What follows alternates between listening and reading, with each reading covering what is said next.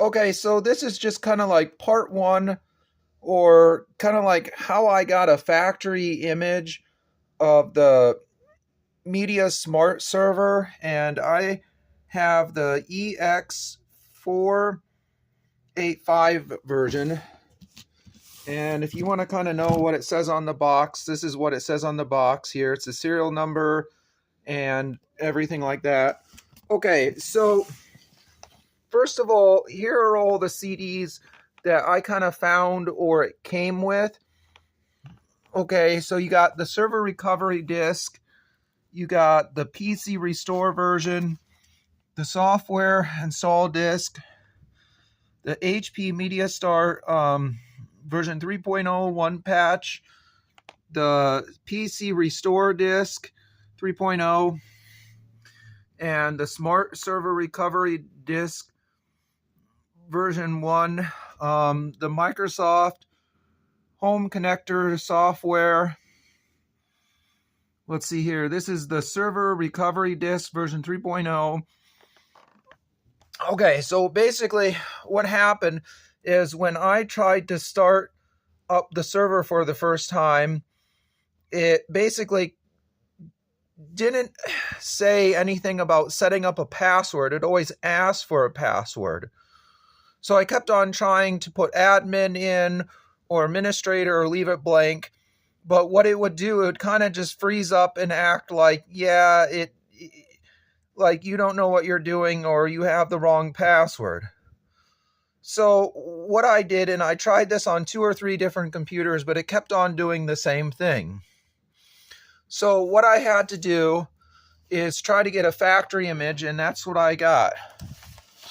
Okay, so the first step, what you have to do is, and I only got this to work on Windows Vista so far, okay, is go on your computer and go to internet, find the network internet connections. Then you got to go to the firewall setting here, and then make sure your firewall is to off, and then you click on the change button to change to find this window here. Okay, and you click on exceptions, and then you have to add a port and add a program also. So make sure it's not blocking the install program on the CD, or make sure it's not blocking the ports UTF. Let's see, it's got to be the UTF port and the UDP port, and it's got to be 8192. So, okay, after you add those ports, and here's kind of like what it shows as you're adding the port. So you got to name it. You give the 8192 TCP port. Okay. And this is kind of like another page of how to set up the settings and everything like that, and how to change ports if you wanted to know that. Okay. So, and this has only worked on version 2.0. I haven't tried it out on version 3.0 yet. Okay, so the next step is what they say on the manual is to connect the 2 drives together.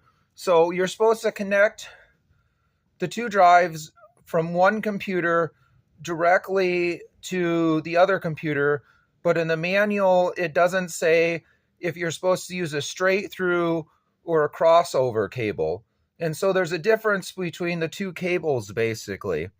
So if you use what I did is I had 2 cables, I tried them both and they neither worked. And I remembered back in my old networking years ago, the only way to connect 2 computers is with a crossover cable.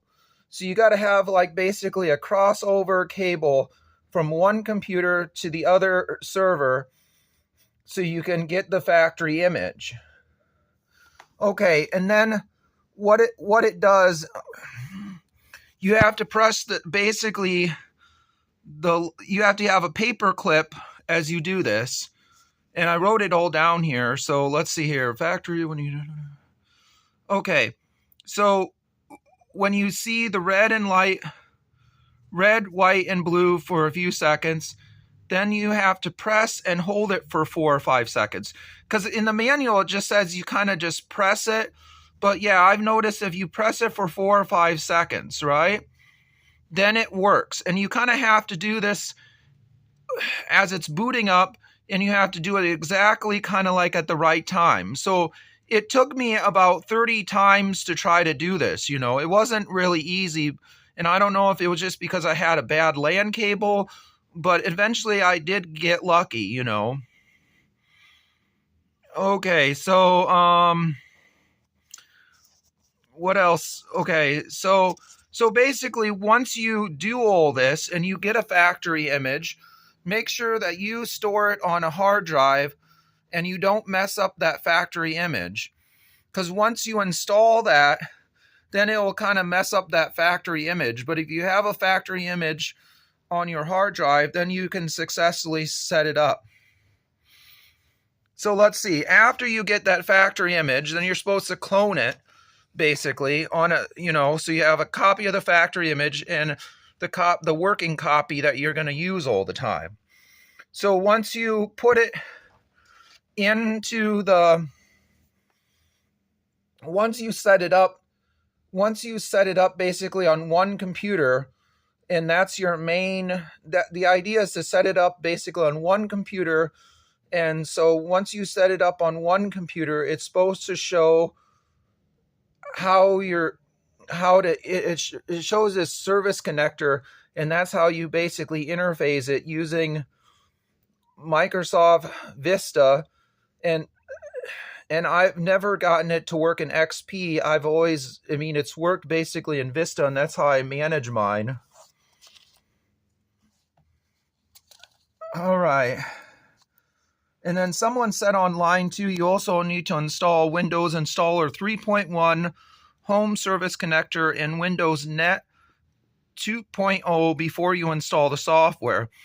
But I've kind of noticed that if you kind of just use the CDs, then it does go through the steps, and sometimes it won't correctly install. So you kind of have to uninstall the service connector program and then reinstall it again.